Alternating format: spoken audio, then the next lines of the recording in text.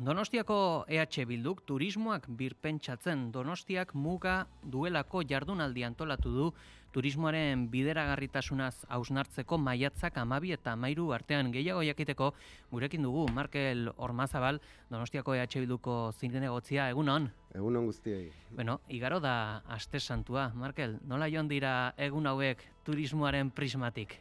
Bueno, azkenengo urte luzeetako aste santuak bezala Donostian gutxienez, ez? Eta datuek ere horrela adierazten dute.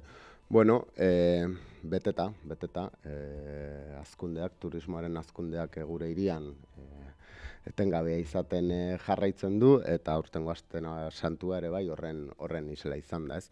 Eta hori adierazten dute esan bezala, bueno, ez, egon diren edo eman dituzten datuek, bai hoteletako okupazioa eta sarrera irterei dagokienen. Hor, uda ere badator, zer sentipen duzu honen inguruan? Esango nukeia hiri Donostian aspaldikoa dela ere kontua, badago horrelako sentsazio bat ondo errotua, eta da, oporraldiak etortzen direnen, izan aste santua, izan udara, bueno, ez, horrelako atentzio berezi batekin edo jartzen dira donostiarrak, eta ez da gutxiagorako, ez? Esan behar da, oporraldi garaia Donostian ez dela soilik ohiko oporraldietara mugatzen, baizik eta kasi urte guztian zehar zabaldu den baholde badela turismoarena, baina bereziki udara iristerakoan, hori ez, arreta pizten zaie donostiarrei, eta gero eta gehiago entzuten dituzu komentarioak, bueno ez, berriro udara datorkigu, eta aber zer egiten dugun aurtengoan, ez. Arrain zuzen, hausnarketa horrekin edo zer egiten dugu horren bueltan pentsatzen dut ere, proposatu duzuela bi jardunaldiko kongresutxoa edo ez dakit aipatzearren, jakin dugu zer espero duzuen jardunaldi hau eta zer lortu nahi da? Bai, uste dugu turismoaz asko hitz egiten dela, baina ez ordea pentsatu, bai? Eta hor segurenik horren atzean arrazoi ezberdinak daude, eta Donostiaren kasuan, oso argi ikusten dugu turismoa ja aspalditikan sortzen ari dela ondorio batzuk atzera bueltarik ez daukatenak, eta nalin bauzu horri buruz arituko geroago, baina pentsatzen ari naiz, turistifikazio prozesu handienak jasan dituzten auzoak izan parte zarra gros edo antiguo batek biztanleria galtzen ari da, bai. Orduan oso evidenteak dira eta oso ikusgarriak dira dagoeneko turismoak hirian sortu dituen kalte horiek, baina bestetikan badago beste gogoeta bat, eta da, COVID-19 pandemiak oso agerian utzi zuen zeinen zaurgarria den sektore edo jarduera hau, ez? Donostiak beti uki du langabezia tasa askoz ere baxuagoa, eta izatez orain ere horrela du, konparatzen baldin badugu erkidegoko gainontzeko hiriburuekin, Gipuzkoarekin alderatuta ere historikoki askoz ere baxuagoa eduki du, baina iritsi zen pandemia eta hirukoiztu egin zuen Donostiako langabezia tasak, bai Gipuzkoakoa eta bai erkidegokoa bertakoa ere bai, ez. Ondorengo rekuperazioa deitu zitzaion horretan ere turismoko sektoreko lanpostuen galera askoz ere handiagoa izan zen, fijoak soilik 10-tik bat zirelako, ez. Orduan, uste genuen, edo pentsatu nahi izan genuen, kontestu horretan, beharrezkoa zela, Donostiaren etorkizuna ondo bidean jartzeari begira, turismoaren inguruko gogoeta bat egitea, eta etzen egin. Krisi hortetik atera gera edo ateratzen ahalegindu dira, zu berdinera egur gehiago botatzen, eta honek gure ustez areta premiazkoa egiten du gogoeta kolektibo bat, zalantzan jartzea gaur egun indarrean dagoen turismo eredua, batez ere agortze zantzu batzuk eta antzematen ari direlako, bai?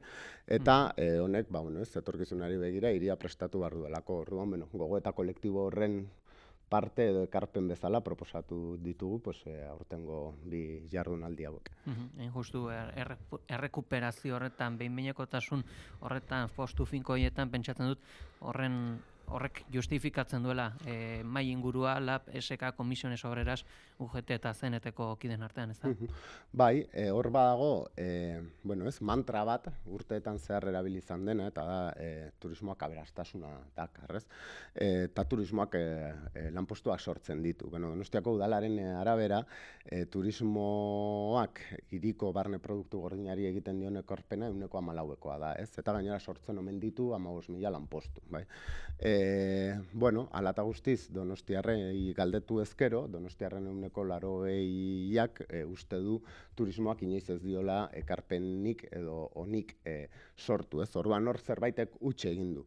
Eta zerbaitek huts egin du, eta itzultzen naiz hasierakora, uste dugu turismoaz asko hitz egin dela, baina termino desegokietan, eta gutxi pentsatu, galdera dagoeneko ez delako turismoak aberastasuna edo lanpostua sortzen ditun, ze hori jakin badakigu horrela dela. Galdera da nola banatzen den errenta hori eta zen nolako lanpostuak sortzen ditun, ez? Eta hori da azkenean gure ustez egiazko galderak, eta hori da benetan turismo jasangarri eta benetan orekatu bat izaten nahi baldin badugu aintzat hartu beharrekoa hiri honetan. Inoiz planteatu ez diren galderak, berriro diot, mantra bat bezala zabaldu delako aberastasunaren eta lanaren kontu hau, eta hori kritikan edo zalantzan jartzen zuenari egurra eman zaiolako, ez? Eta orain egiten dugu gogoeta hori, edo bestela oso berandu ibiliko gara. Orduan bai, lehenengo aldiz gure asmoa bazen ere sindikatuak norbere hitzarmen kolektibotako borroketatik harago Donostia eta turismoaz pentsatzen jartzea. Eta horretara dator, hain zuzen, lehenengo eguneko sindikatuen solasaldi hori. Horre, kontrargudio horietan, aberastasuna bezala akaso esan daiteke Donostiak betidanik izan du turismoa. Maria Cristina etortzen zen, Espainiar gobernuaren mugitzen zen, Errepublika garaian kostalderaino, diplomazia ere mugitzen zen, ez dakit? Bueno, bai, ona galdera.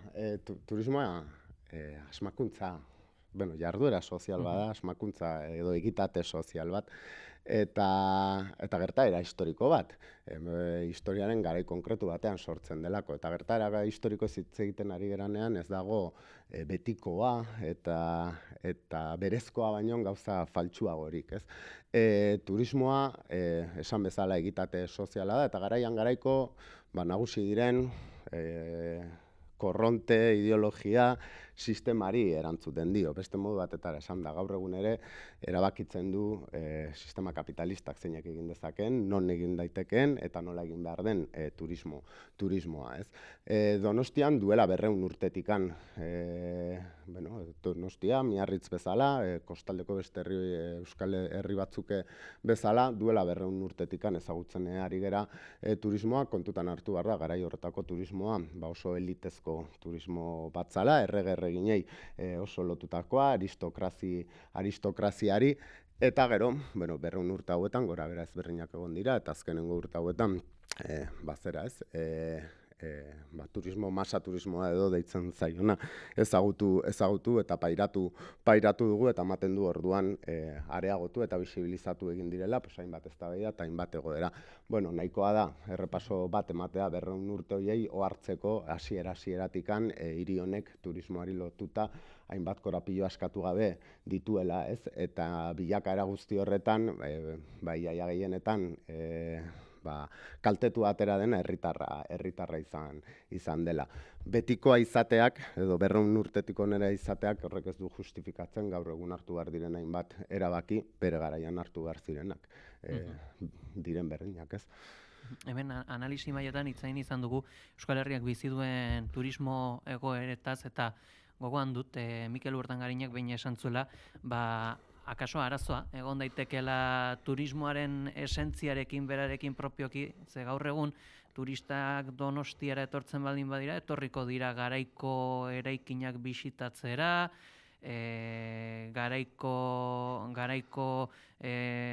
arrantza giroa edo esaterako, garaiko aipatu dugun erregetzaren joan etorri bitxi horiek, baina errealitatea ere bada, eraikin horiek hotelengatik eraldatu direla, eraikin asko bota dira Donostian azken urte hauetan, ez dakit, gerta daiteke turismoaren burbuila alertzea esentzia galdu egin delako, edo adibidez beste jazuera bat niri propioki atentzio handia deitu zidana.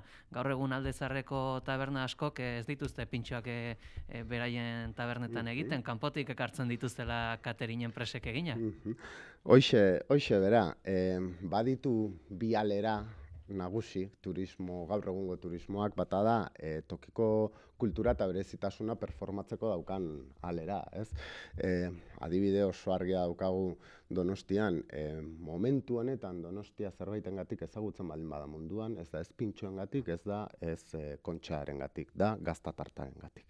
Eta da gaztatarta bat Europa guztian gutxienez konpartitzen dugun postre bat, bai? Baina norbaitek jarri zion San Sebastian Cheesecake edo Basque Cheesecake marka hori, eta benetan nahikoa da sareetan buelta bat ematea, ja gaztatartak berak kontxaren irudia bera gainditu duela ohartzeko, bai?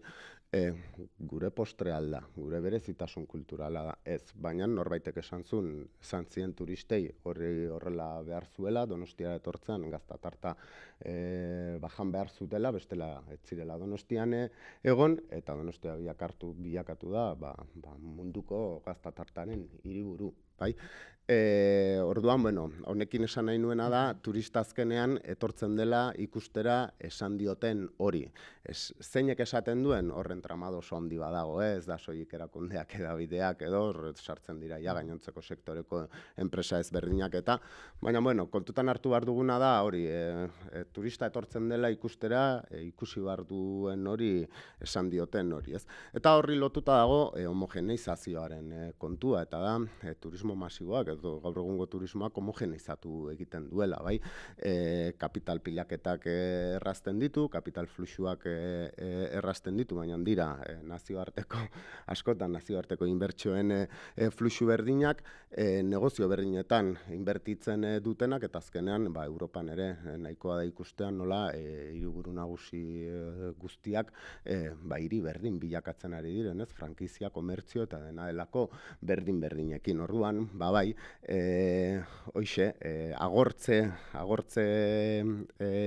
zantzuak baldin badaude maila batean ere hortik da, ez? Azkenean, Donostira jun, Berlinera, Dublinera, Parisera, toki berdinera jutea delako, ez? Eta alako batean sortuko da, atrakzio berezi bat eukiko duen bestelako lurralde edo hiri bat, eta turista area juten hasiko da, orain arte ezagutzen zuen albo batetara utzita, ez? Eta honekin baina nahi lotu beste ideia bat, eta hasieran esaten nuenean zeinen zaurgarria den turismoa, gogoratu behar dugula turismo jarduera, mundu mailako jarduera bat dela, eta ondorioz munduko aldagai eta kontuen hemenpe dagoen jarduera bat dela. Ez dago tokian tokiko komunitateen eskuetan, ez? Bestelako jarduera ekonomiko batzuk izan daitezken bezala, eta ondorioz zaurgarri bilakatzen duena tokiko komunitatea bera ere bai, ez? Azkenengo holde hau, 10 urteetako turismoaren holde hau, ezin da ahaztu, maila batean ere badatorrela Mediterraneo isurialdean Arabiar Udaberriak deitu zitzaien horretan desestabilizatu zituenean bertako herrialde asko, turismoak derrepente egin zuen berriro kontinentera, alegia Europara salto, ez? Nork ez digu esaten, hori ez, bihar ez denik jarriko modan beste herrialde bat, edo ez dakiz zer gertatuko denik, eta turismoara joango denik hemen sekulako zuloa utzita.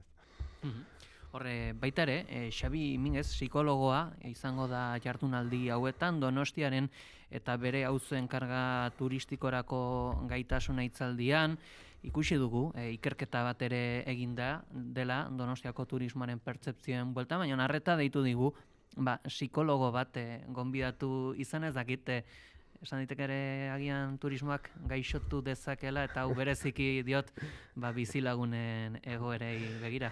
Bai, bizilagunei galdetu ezkero, bai. Xabi Minguez gizarte psikologiako irakaslea da, bai nahi dute aipatu, esaten zenituen ikerketen, eta gure ustez hau garrantzitsua da, eta da 10 urte edo denbora gehiagon, esaten bai hitz egin da turismoaz, eta maila batean ikertu da, baina ikertu da beti ere sektorearen ikuspuntutik, bai? Zenbat sarrera, zenbat irteera, zenbat pernoktazio, zenbat gau aldi, zenbat diru uzten zuen turistak, tal, pasa behar izan dute hamarkadak lehenengo ikerketak egiten hasi arte nola sentitzen duten tokiko edo helmugako biztanleek bizitzen gertatzen ari zena, ez. Lehenik eta behin Donostiako turismo zuzendaritza plana 2000 gaur egun indarrean dagona egite prozesu horretan lehenengo inkesta bat egin zen, bai, 2021 okerrez baldin banago, Xabi Mingezek eta Euskal Herriko Unibertsitateko guneak ireki ikerketa taldeak egin zuena bigarren ikerketa bat izan zen, eta badira mahai gainean ditugun donostiarren pertzepzio eta iritziei buruzko lehenengo eta ikerketa bakarrak, ez? Eta uste dugu olakoak gehiago egiten jarraitu behar dutela, hain zuzen, benetan turismoa onbideratu nahi baldin badugu ezinbestekoa delako herritarren iritzia eta bizipena kontutan hartzea. Karga-ahalmena momentu honetan eztabaidagai dagoen kontzeptuetako da, Donostiako Udal Gobernuak ere bai iragarri berri du Donostiako karga turismoaren inguruko azterlan bat martxan jarriko duela. Karga-ahalmena oso laburrean, argi dago turismoak beste jarduera ekonomiko batek bezala muga batzuk dituela, muga horiei deitzen zaie batzuetan edo maiz karga-ahalmena, ez? Eta ez dira soilik turista kopuruari dagokionak, alegia gune konkretu batean zenbat turista sartu daitezken, baizik eta beste aldagai batzuk ere kontutan hartzen hasi dira azken aldian, izan ingurumenari lotutakoak, sortzen duen aztarna ekologikoa dela eta, baina baita dimentsio subjektiboa, bai? Eta nik uste ere, gero eta gehiago hartzen ari gerala, hori, turismoa ikertzerakoan oso kontutan hartu behar dela tokiko pertzepzioa, herritarren pertzepzioa, eta hortikan jo zuten, hain zuzen, Xabik eta guneak ireki ikerketa talde horrek egindako azterlana, ez? Okerrez baldin banago zen, hirirako eskubidea edo hiri eskubidea eta donostiarren pertzepzioaren, eta ez zuten soilik iritzia aztertu, baizik eta donostiarrek zenolako predisposizio eta jarrera erakusten duten ere bai, turismo politiken inguruan, ez? Orduan, ematen du poliki-poliki hasi dela aldagai subjektibo hori kontutan hartzen, eta zentzu horretan sekulako ekarpen egin zuen azterlan honek, gutxienez Donostien. Donostiak lurralde zabala dauka, 60 kilometro karratu, eta ezakit, zentzu honetan badago Donostian arrakala eremu ezberdinen artean turismoaren eraginez? Bai, erabatekoa, eta bitu, hiri txikia garela. Beti esaten dugu oso jarduera lokalizatua da, Euskal Herrian bertan ere bai, turismoa azken 100 urte hauetan ez da toki guztietara aldi berean iritsi, ez da toki guztietara abiadura berdinarekin iritsi, eta ondorioz sortzen dituen eragin edo ondorioak ere ez dira berdinak toki guztietan. Hau txikira ekartzen baldin badugu, alegia Donostia, beste horren beste gertatzen da, ez? Hemen badaude bereziki kostako auzoak edo deitzen diegunak, Antigua, Gros eta parte zarra, eta erdialdea esango nuke, turistifikazio prozesuak erabat jotako auzo direnak, baina gero altza bat eta arazoaz edo bidebieta bat eta arazoaz eta eraginak ez dira horrelakoak, ez? Horrengaitik esaten dugu oso garrantzitsua dela bai hiriari begirako neurgailu batzuk eduki ahal izatea, karga-ahalmenari lotutakoak, baina baita auzo bakoitzekoak, auzo guztietako errealitatea ez delako berdina, ez inolaz ere. Aipatuko dugu baita ere Kasilda Kabreizo, geografian doktoria egongo dela lehenbiziko jardunaldian, berak zer azalduko du? Justuki hitz egiten ari ginen, homogenizazioari lotuta eta, berak doktore lana geografiari lotutakoa egin zuen eta ateratako liburua ere bai, hirien merkantilizazioari buruzkoa eta turismoak merkantilizazio horretan daukan zer esanari buruzkoa, ez? Gero bera definitzen da ere aktivista laboral bezala, orduan ibiltzen da bi eremu horietan, ez? Batetikan geografia eta geografiaren ikuspuntutik hirien merkantilizazioaren konturrekin eta bestetikan turismoak sortzen duen lan horren bueltan edo sortzen diren ondo ezen gaineko ikerketak egiten. Egia esan, pozik gaude, bera etortzarekin, uste dugu bera ere pozik dagoela eta aukera paregabe izango da, Madrildik ere Donostia eta turismoa nola ikusten duten ezagutzeko. Xehetasun guzti hauekin heltzen gara. Markel, Ormazabal Donostiako EH Bilduko zinegotzia eskerrik asko goiz honetan gurera gerturatzeagatik. Eskerrik asko zuei.